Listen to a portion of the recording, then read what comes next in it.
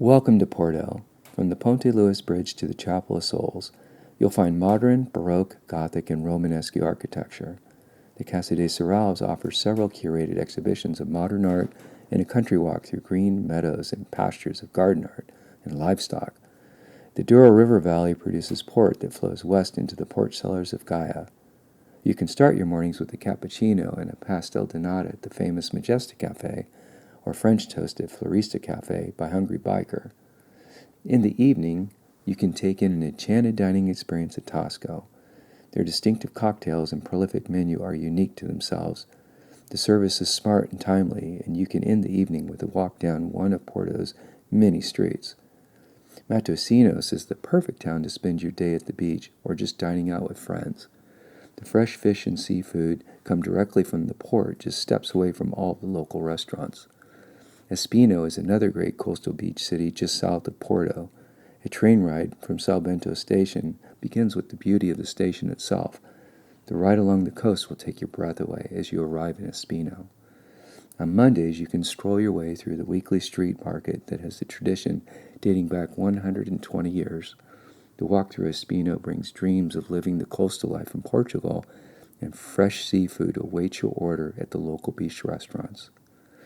My recent trip to Porto was everything I had hoped it would be. We had rented a 2-bedroom apartment just to the south of Clergy's Church and Tower, and a few steps up the hill from Chama Restaurant. The hills of Porto were romantically mesmerizing, and the sounds of the seagulls never grew old. The Porto area offers many great landmarks, beaches, and beautiful vistas to explore. Porto has a special place for everyone.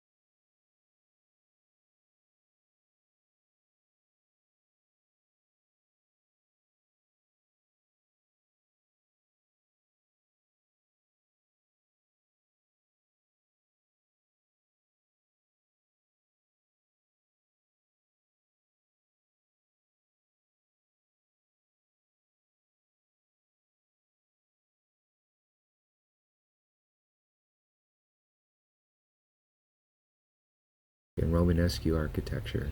The Casa de Serralves offers several curated exhibitions of modern art and a country walk through the green meadows and pastures full of livestock.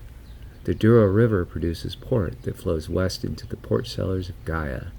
You can start your mornings with a cappuccino and a pastel de nata at the famous Majestic Cafe, or French toast at Florista Cafe by Hungry Biker. In the evening, you can take an enchanted dining experience in Tosco.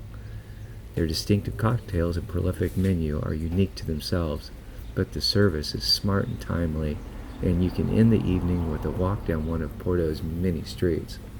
Matosinhos is the perfect town to spend your day at the beach or just dining out with friends.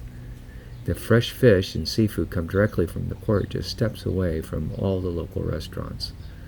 Espinho is another great coastal beach town south of Porto. A train ride from São Bento station begins with the beauty of the station itself. The ride along the coast will take your breath away as you arrive in Espinho.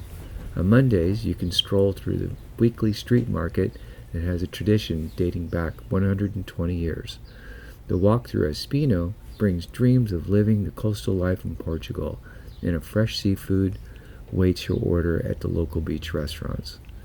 My recent trip to Porto was everything I had hoped it would be. We had rented a 2-bedroom apartment just to the south of Clairge's Church and Tower, and a few steps up the hill from Chama Restaurant. The hills of Porto were romantically mesmerizing, and the sound of seagulls never grew old. The Porto area offers many great landmarks, beaches, and beautiful vistas to explore.